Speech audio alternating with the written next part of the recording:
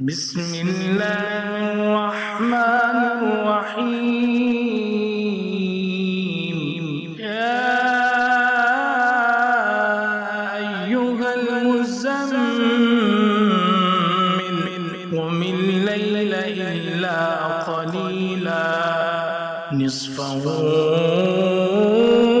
أو انقص منه قليلا أو زد عليه ورتل القرآن ترتيلا إنا سنلقي عليك قولا ثقيلا إن ناشئة الليل هي أشد وطئا وأقوم قيلا إن لك في النهار سبحا طويلا واذكر اسم ربك وتبتل إليه تبتيلا رب المشرق والمغرب لا إله إلا هو فاتخذه وكيلا واصبر على ما يقولون واهجرهم هجرا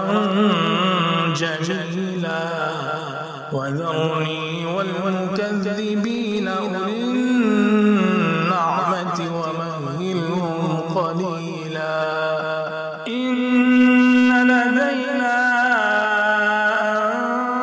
أنكالا وجحيما وطعاما ذا غصة وعذابا أليما يوم ترجف الأرض والجبال وكانت الجبال كثيبا مهيلا إنا أرسلنا إليكم رسولا شاهدا عليكم كما أرسلنا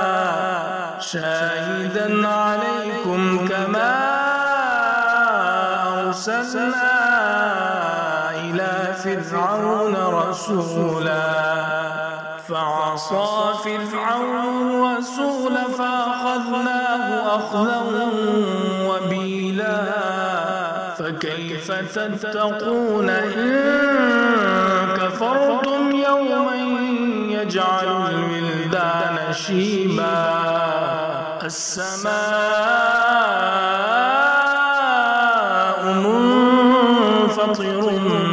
به كان وعده مفعولا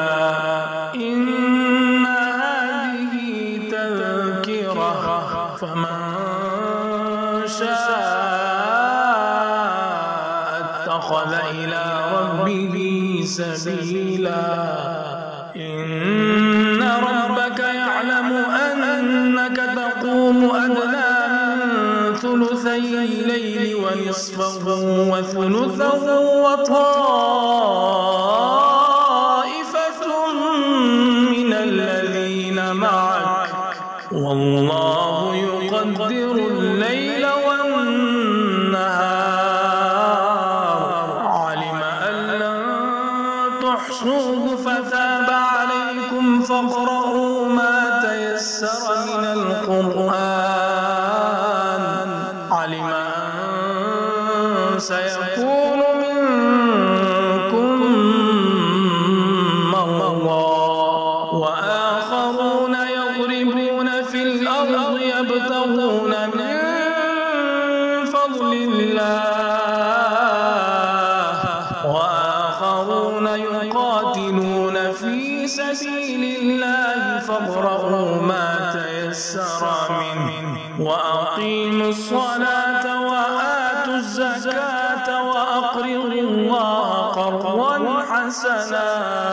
وما تقدموا لأنفسكم من خير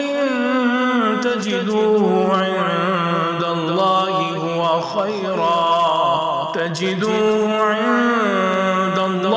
هو خيرا